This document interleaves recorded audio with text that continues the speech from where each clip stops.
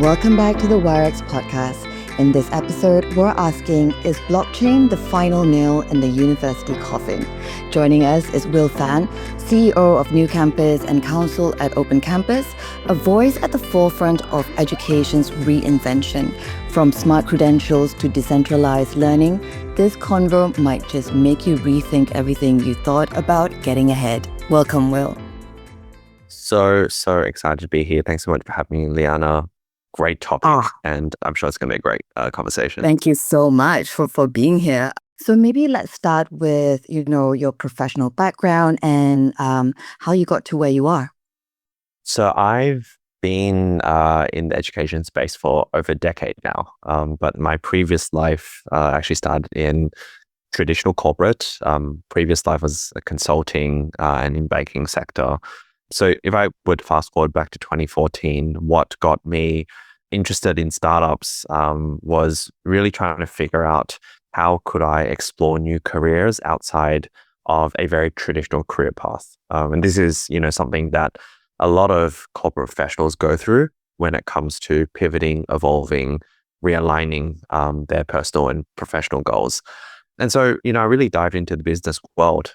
Growing up, I had a few side hustles here and there, but my foray into the NewCampus business really started at trying to solve my own pain point, which was how can I help other professionals switch careers, build new skills, expose themselves to new industries.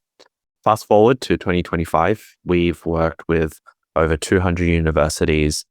We've supported over 500 organizations and impacted over 130,000 learners globally. And so at the CEO and head of Square NewCampus, we really look at rethinking business and leadership training. And one area that we've definitely dived a lot into is the world of Web3. So that sector was both a personal interest, but also a professional endeavor 3 years ago. And then that ultimately spun off an investment arm called Open Campus. So yeah, I think that, as we go deep into today's conversation, a lot about the world of education is us falling into this space and not really having a timed path to get here. Wow. I mean, just your achievements with NewCampus and Open Campus is amazing. So let's start with a big one, right? Do you think the traditional university degree still holds value in today's economy? So I have changed my thought on that many times. So with NewCampus, we're a challenger university. And what that means is we're a cohort of, alternative schools that have been trying to take on your Harvards, your Stanfords of the world. And we definitely saw a lot of them pop up during the COVID reshuffle and, the previous financial crises where a lot of professionals needed to rethink what careers and learning came together. But, as we kind of go into our 11th year in business and work very closely with universities, I do think traditional universities still have a part to play. But the space that we're trying to solve now is how do we support markets that don't support, paying $50,000, $80,000, $100,000 to a top tier university.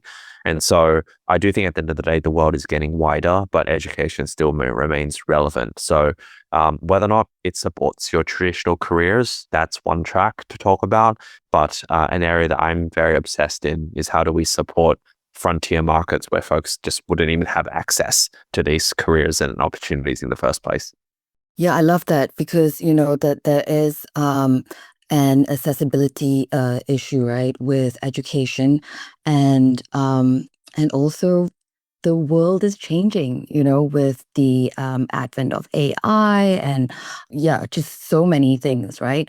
What inspired the movement questioning the relevance of university degrees for you, and where does blockchain come into that picture?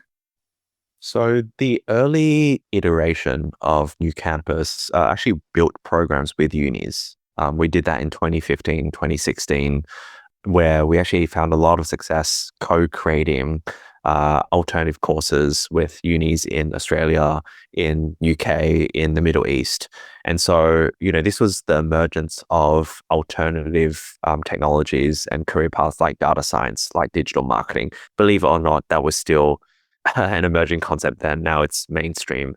But I do think there definitely is a gap in terms of adoption from students to pick up the skills. And once, we understood that it takes time for university curriculum to evolve, how do students stay up to date? And, now we're seeing this, repercussion of graduates entering the workforce unskilled and lacking the expertise to move into different careers.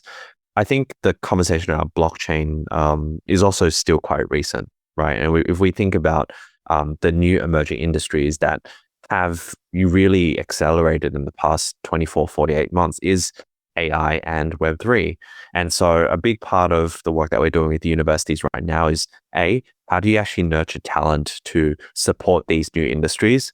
B, how do you actually work with the university partners, the professors, the content, curriculum, instructors to stay up to speed? Because at the end of the day, the world's going to change, industries are going to move, and it's so important to keep the talent up to date and up to speed.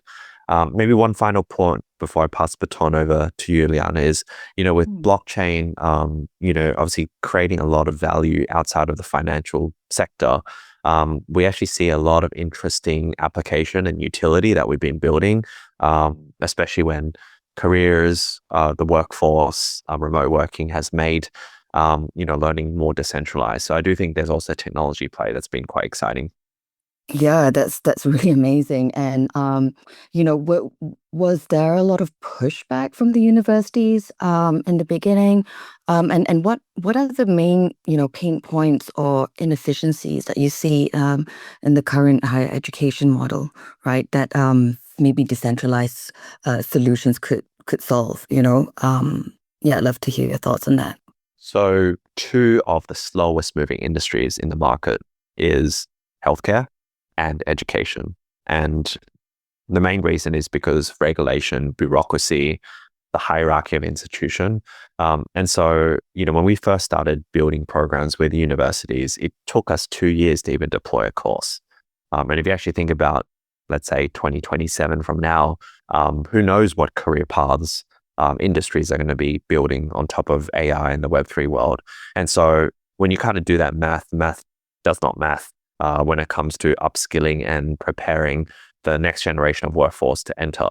And so, one area that we're definitely thinking a lot about is how do we leverage AI and Web3 to make curriculum design, experience design, and, learner impact more effective. This is something that is a constant evolution. It started off with students learning to learn on Zoom during the COVID rush. And even in the early 2000s when MOOCs and early LMSs started to arise. I think one area that I'm super passionate about right now is the financing side, which I do think crypto blockchain can play a big part, because at the end of the day, what blocks education for the masses is not access to technology anymore. It's financing and access to the right type of learning experiences that they may or may not have. Yeah, you're right. Like in terms of the financing, right? But also I feel it's a great time to kind of personalize education in that sense, because everyone learns differently, right?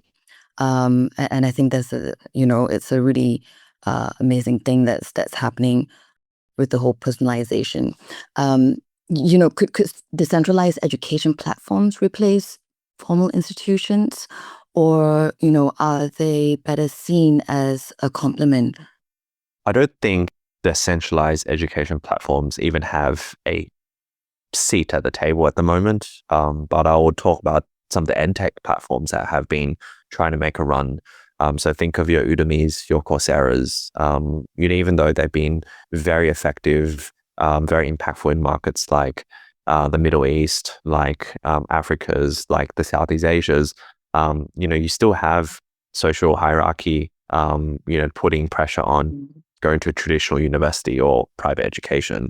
And so when you add that to what would you call a decentralized education platform? I still think there's a long way to go in terms of full replacement, but I do think it's quite powerful to be a complement. And so, to your early question, Liana, around does a university degree still hold value? It does in certain markets and certain career paths. But if you actually look at folks like yourself, myself, we're constantly evolving and learning. And so we might not need to do another 2, 3, 4 year degree to pivot our career anymore. You could hop onto YouTube or do a 2-day online course, and that should be sufficient for us to move forward. Yeah, I think that's really it makes me think about like other people who may be offering education, but maybe they're not offering the right education, if you know what I mean. How do we mitigate, situations like that, right? In this new world. But yeah, have you seen any successful case studies where, blockchain credentials are being adopted at scale? I think right now credentials is still super early in the space. Liana, we work very closely with other Hmm. ecosystem partners like Animoca, like Binance, et cetera, and they're still trying to figure out the whole identification piece. Mochaverse, for example, they have, I believe, over 8 million IDs that have been collected in the gaming side. Sandbox, they're obviously making a big bet into the metaverse and digital real estate. And for Open Campus, we have now about 1 million digital credentials and growing. But I do think it still hasn't made the needle move. People Hmm. aren't going to look at OCIDs and saying, "Hey, we're going to use this to replace my traditional certificate to Yeah. do a job."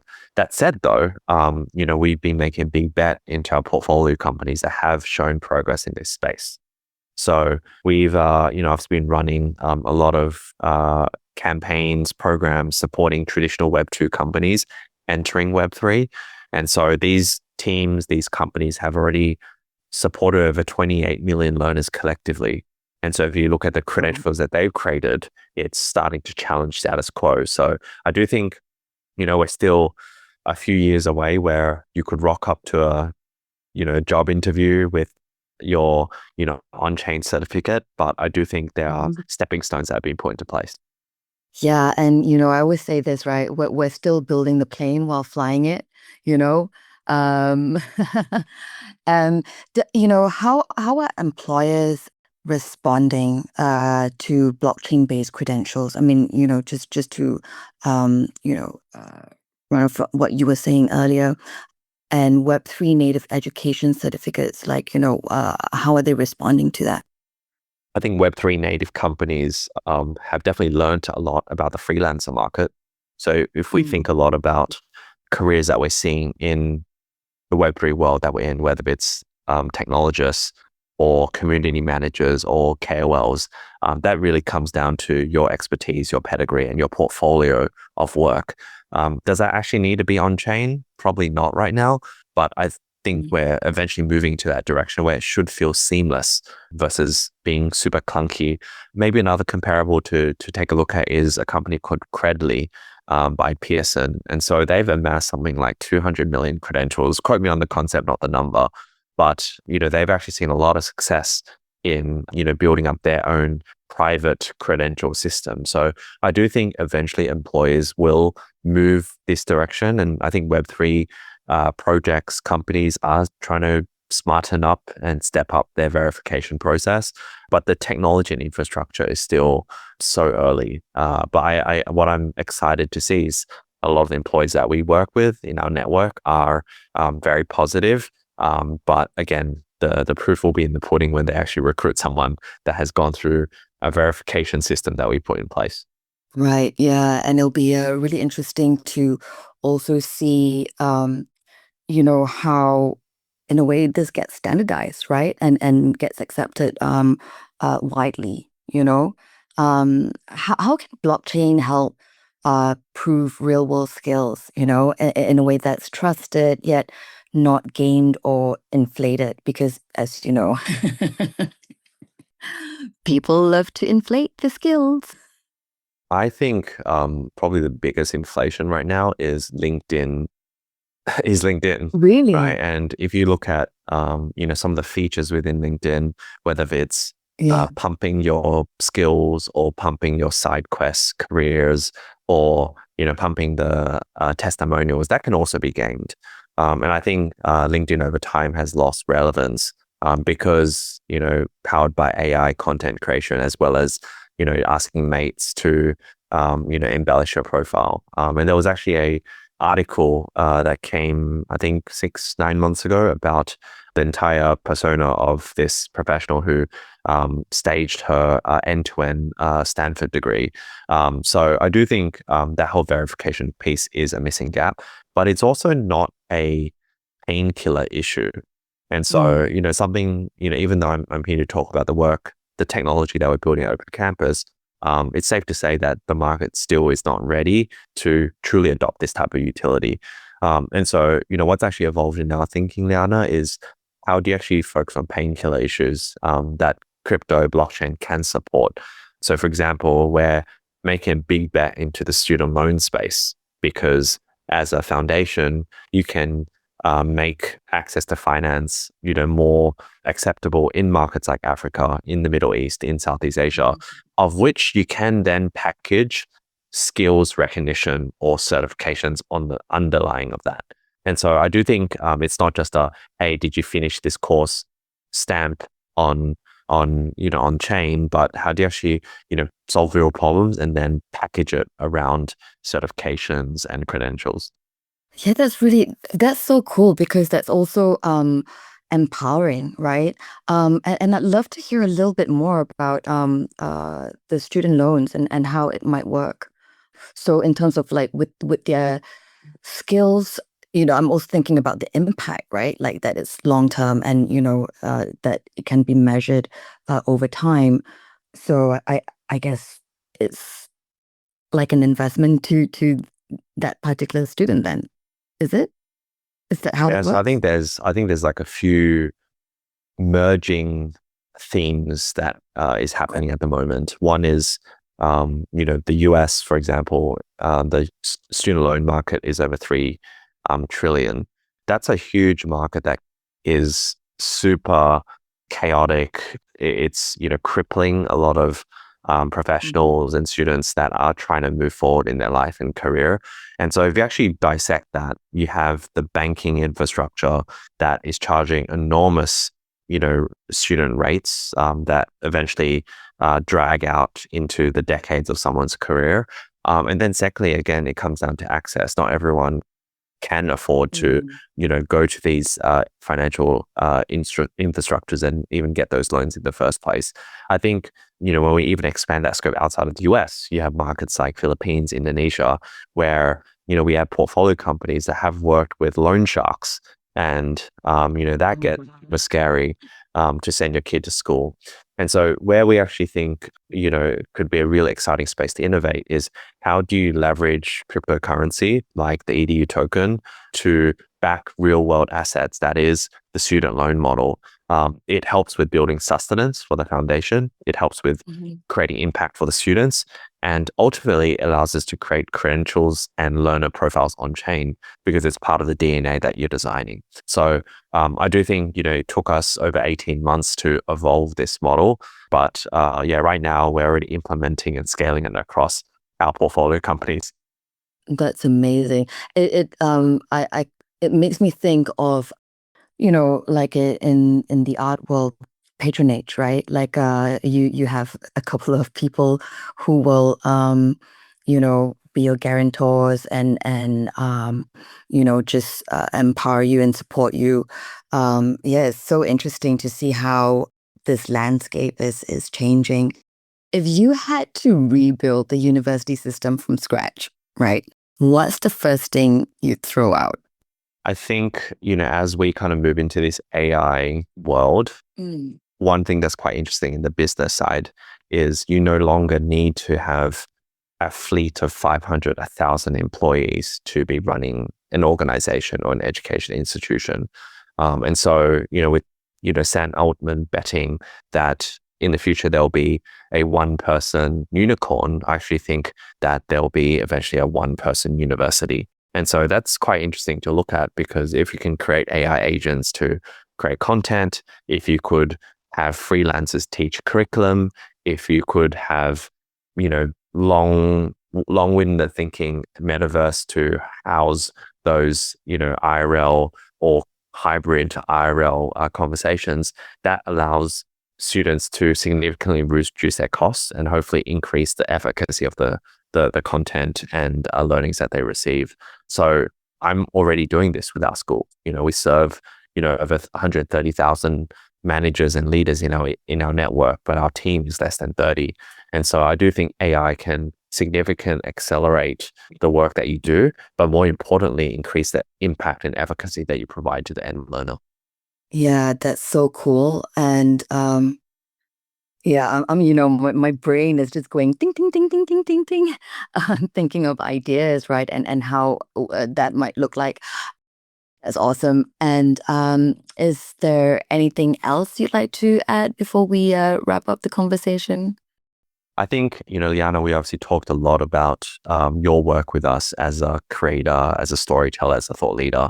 And, this comes quite timely, because at the end of the day, the work that you're paving out is also a new type of career. And so when we think about, how do you actually design education reform, it's looking at thought leaders like yourself and how do we build experiences, how do you build career paths that you and I and those probably listening are shaping. So I do think at the end of the day, what we know is that change is constant, and education companies, teachers, instructors have to evolve over time. And at the end of the day, hopefully you're creating more value and scaling more impact and making it super accessible for those involved. Yeah, the future is definitely exciting, yeah, and I'm really glad to be on this journey with you guys as well. Will, thank you so much for your insights, and it's just been amazing talking to you. And thank you for challenging the status quo, right? And giving us a glimpse into what education could look like beyond the classroom. Super cool. Thanks for your time, Liana. Thank you. If this episode sparked a new perspective, share it, follow us, and stay tuned. There's more disruption on the way. Catch you next time. This is the Wirex Podcast.